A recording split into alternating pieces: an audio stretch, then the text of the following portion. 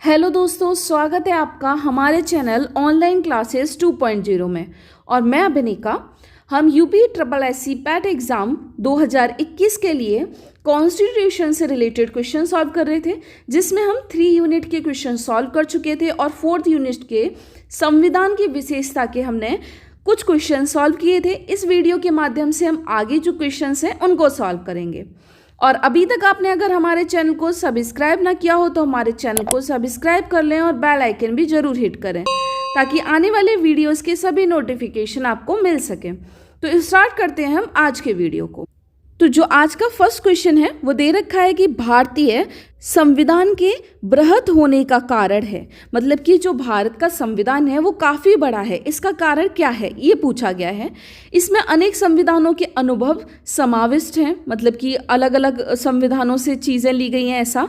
इसमें विस्तृत प्रशासकीय प्रावधान है या फिर यह एक बड़े देश के शासन से संबंधित है। इसमें संघ तथा राज्य द्वारा दोनों सरकारों का संविधान है। तो याद रखें इसका जो आंसर हो जाएगा वो हमारा क्या हो जाएगा, डी, क्योंकि इसमें संघ तथा राज्य दोनों सरकारों का जो संविधान है वो विस्तृत रूप से दिया गया है, जिस वजह से जो भारतीय संविधान है वो काफ़ी बृहद यानी कि बड़ा है। नेक्स्ट क्वेश्चन हमारा दे रखा है भारतीय संविधान का अभिभावक कौन है। तो ऑप्शन है हमारे राष्ट्रपति, प्रधानमंत्री, सर्वोच्च न्यायालय या निर्वाचन आयोग। तो आपको याद होना चाहिए कि देखो अभिभावक के रूप में ना राष्ट्रपति आएगा ना प्रधानमंत्री। इसका जो आंसर हो जाएगा ये हमारा होगा सर्वोच्च न्यायालय यानी कि सुप्रीम कोर्ट। ऐसा क्यों कि आपको पता है कि सुप्रीम कोर्ट ही जो भारतीय संविधान से अकॉर्डिंग चीज़ें नहीं होती है अनुपालन कराने के लिए एक मेन जो बॉडी बनाई गई है वो क्या बनाया गया है, मतलब कि लोग भारत के संविधान के अनुसार चलें। अगर नहीं चलेंगे, अगर उसके थ्रू पालन वैसा नहीं करेंगे तो उन्हें सज़ा मिलती है। तो ये पालन से चलाने वाली जो मेन बॉडी बनाई गई है वो कौन बनाई गई है, इसके लिए सर्वोच्च न्यायालय। इसीलिए भारतीय संविधान का जो अभिभावक है वो सर्वोच्च न्यायालय को कहा जाता है।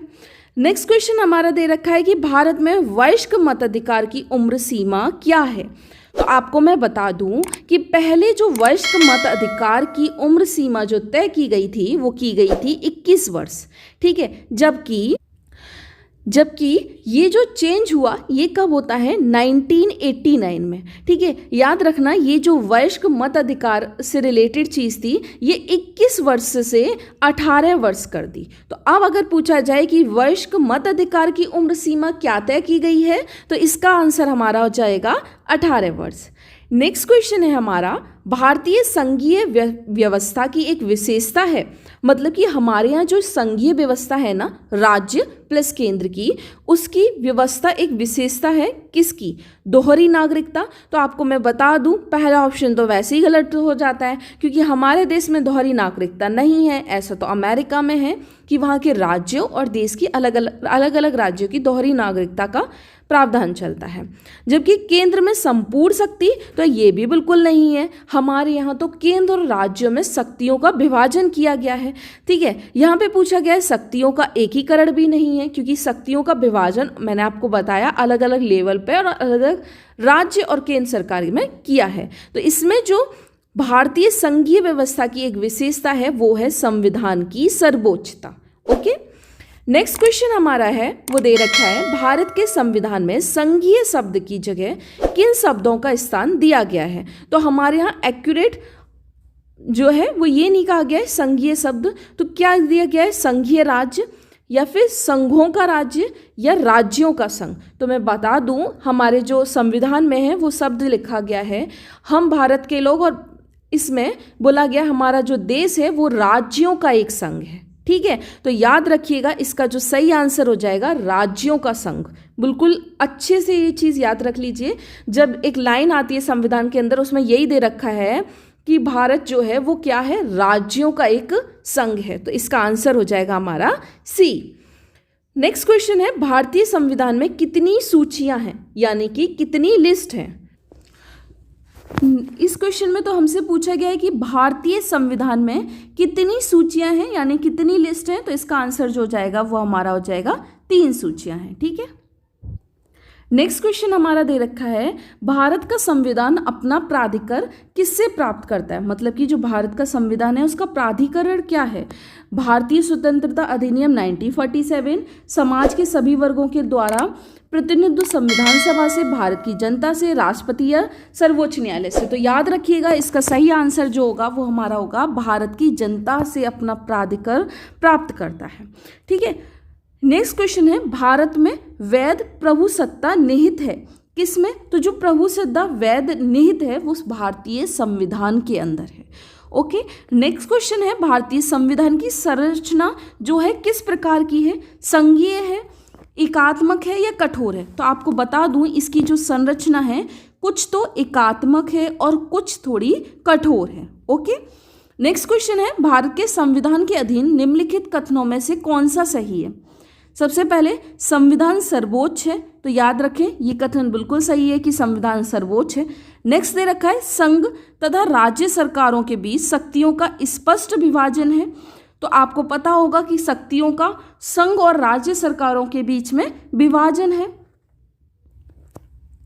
साथ ही साथ ये दे रखा है, संविधान के संशोधनों के लिए विहित प्रक्रिया का ही अनुसरण करना होता है। तो ये बात भी बिल्कुल सही है कि अगर आपको संविधान के अंदर संशोधन करना है तो एक जो प्रॉपर वे दे रखा है उसको आपको फॉलो करना पड़ेगा। ठीक है, तो हमने जो देखा फर्स्ट भी सही था, सेकंड भी सही था, थर्ड भी सही था हमारा। नेक्स्ट, संघ की संसद तथा राज्य विधानसभाएं संप्रभु हैं, तो आपको बता दूं संप्रभु संघ की संसद और राज्य की विधानसभाएं नहीं हैं। ठीक है, ये बिल्कुल गलत है। साथ ही साथ मूल अधिकारों की परिधि को निर्धारित करने के लिए संविधान की उद्देशिका का अवलंब नहीं लिया जा सकता है, ऐसा भी नहीं है। तो यहाँ पे जो ऑप्शन हमारा हो जाएगा वो फर्स्ट, सेकंड, थर्ड यानी कि डी सही हो जाएगा। नेक्स्ट क्वेश्चन है, लिखित संविधान की अवधारणा में सर्वप्रथम कहाँ जन्म लिया? देखो, मैंने आपको जब संविधान पढ़ाया था लास्ट वीडियोस में, संविधान से रिलेटेड जो क्वेश्चन सॉल्व करवाए थे उसमें बताया था कि संविधान दो प्रकार का होता है, एक होता है लिखित, एक होता है अलिखित। ठीक है, अलिखित का मतलब ऐसा नहीं कि वो राइट अप नहीं है, वो एक जगह प्रॉपर वे से राइट नहीं किया गया है, उसको हम अलिखित संविधान कहते हैं। ठीक है, जबकि जो भारत हुआ, अमेरिका हुआ और फ्रांस या फिर ये सारे जो देश हैं इन पे लिखित संविधान है। ठीक है, जबकि इसमें क्वेश्चन क्या पूछा गया है कि लिखित संविधान सबसे पहली बार कहाँ से ये धारणा ली गई? तो ये जो ली गई है हमारे, ये फ्रांस देश से ली गई, यानी कि जो फ्रांस देश ना उसने पहली बार लिखित संविधान बनाया था। अध्यक्षतात्मक शासन का उदय सर्वप्रथम किस देश में हुआ? तो जो अध्यक्षता की जाती है और इससे रिलेटेड किस देश में हुआ है? तो ये जो हमारा हुआ है ये संयुक्त राष्ट्र अमेरिका देश के द्वारा हुआ।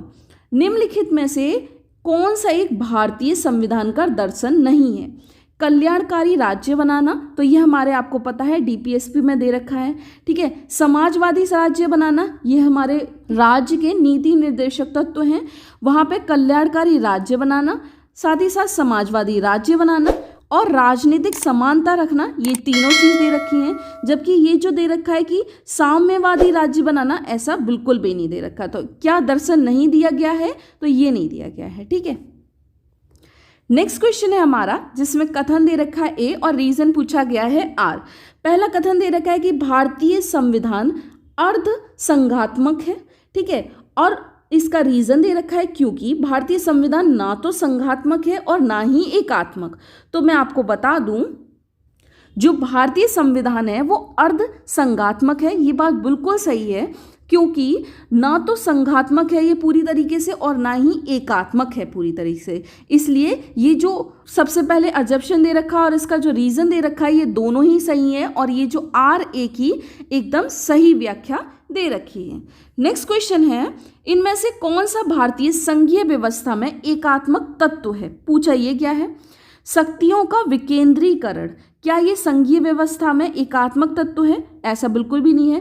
राज्यपालों की नियुक्ति, ये बात बिल्कुल सही है। साथ ही साथ राज्य सभा में असमान प्रतिनिधित्व और न्यायिक पुनरावलोकन, ये जो है ये संघीय व्यवस्था में एकात्मक तत्व को दर्शाते हैं। या फिर अखिल भारतीय सेवाएं, तो याद रखना एकात्मिक जो दर्शाते हैं वो है राज्यपालों की नियुक्ति। साथ ही साथ राज्यसभा में असमान प्रतिनिधित्व और अखिल भारतीय सेवाएं। तो इसका आंसर हो जाएगा 235 यानी कि बी। नेक्स्ट क्वेश्चन में हमें दे रखा है भारत में राजनीतिक व्यवस्था के मूलभूत लक्षण है। यह एक लोकतांत्रिक गणतंत्र है, तो ये बात तो बिल्कुल सही है।